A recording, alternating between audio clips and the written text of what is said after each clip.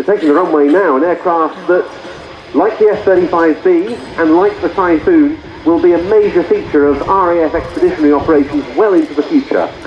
Here, alongside the C-130J for the next 5 or 6 years, and the C-17, this is the future of strategic and tactical air transport within the Royal Air Force.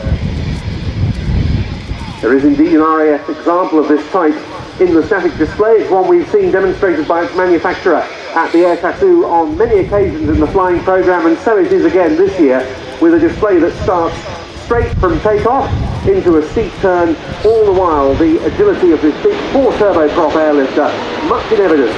Starting its takeoff roll then, the Airbus A400M, the Atlas.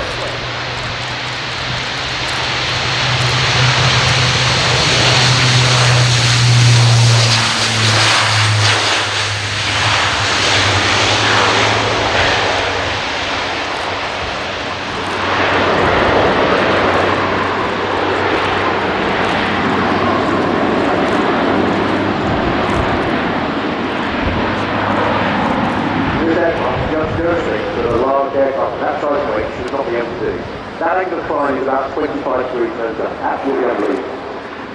The aircraft was named Atlas in a ceremony here at Fairford just before the 2012 Royal International Air Tattoo, and the first delivery of what's known as the Atlas C1 in RAF service was made to the fleet base at RAF Rise North, not far from here, in November 2014, and Rise marked a base that's undergone a huge amount of change in recent years. Yeah, absolutely. It's now an absolute world-class AT hub for Royal Air Force in the UK, with 24, 30 and 47 squadrons operating the C-130J.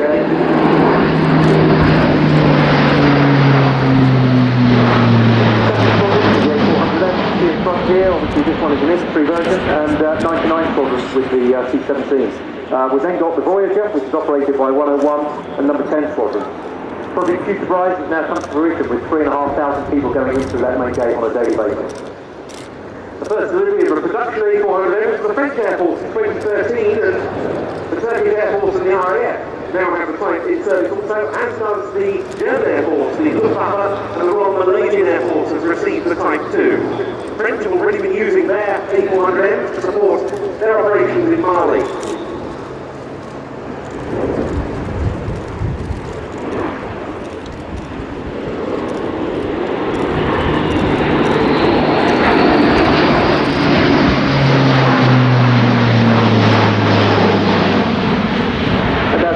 New aircraft into Royal Air Force service, it's an incremental build on the capability of the aircraft. Those that are in service at Rise North now have a world-class defensive aid subsystem, and very slowly are building up the capabilities to include medevac and airborne delivery. Also building up the list of operating nations, the first Spanish Air Force aircraft has just been painted and should fly this month.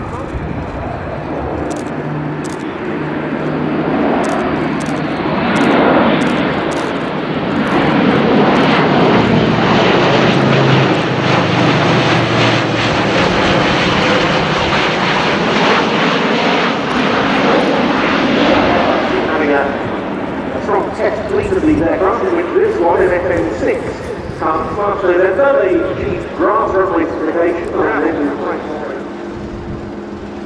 and in fact I signed off the ground clearance about 2 weeks ago. Ah, very good. So the RAF can now fly its Atlases from their service on ground clearance. Absolutely. The sort of operational loads these aircraft can carry, for example, a single Cougar or Super Puma helicopter or an NH-90, it could take a couple of Lynx or Wildcats, a couple of Apaches or Eurocopter Tigers. Now, Airbus helicopters Tigers, I should say.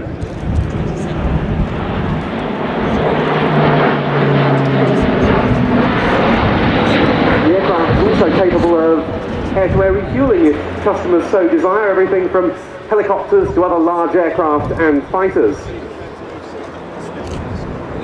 And one of the things we see shown here is how this aircraft's fly-by-wire controls give it a very wide flight envelope, up to 120 degrees in roll, no limits in pitch, and the aircraft has a roll rate of some 35 degrees per second. And that 120 degree angle of bank in roll is something we should see demonstrated if the cloud base allows after the high-speed pass, which is coming up shortly.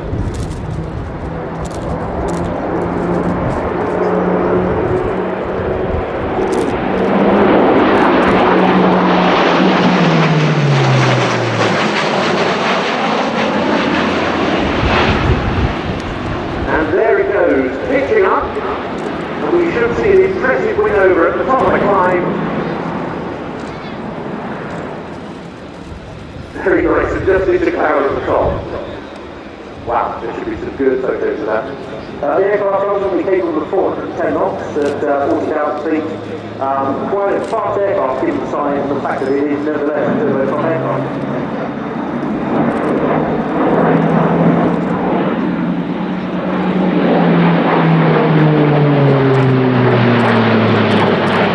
The A400M's a film star as well, because one of them appeared in Mission Impossible Rogue Nation, released last year and filmed at RIAT Wittering, I believe, Airbus Defence and Space.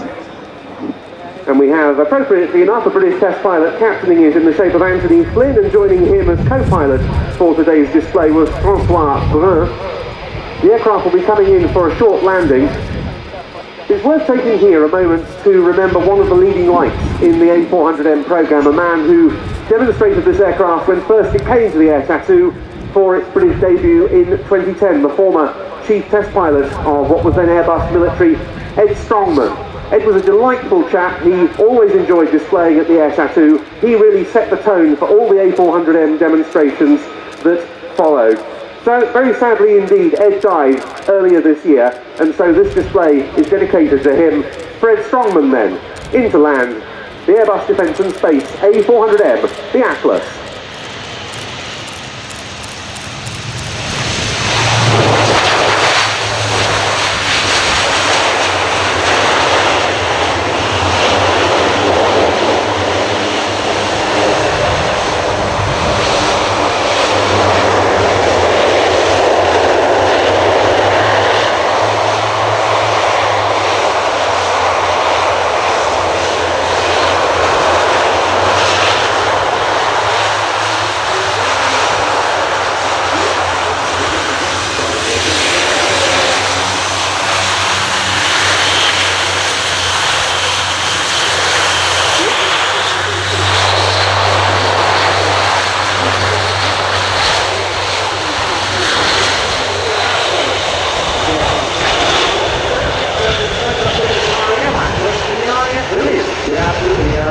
Down and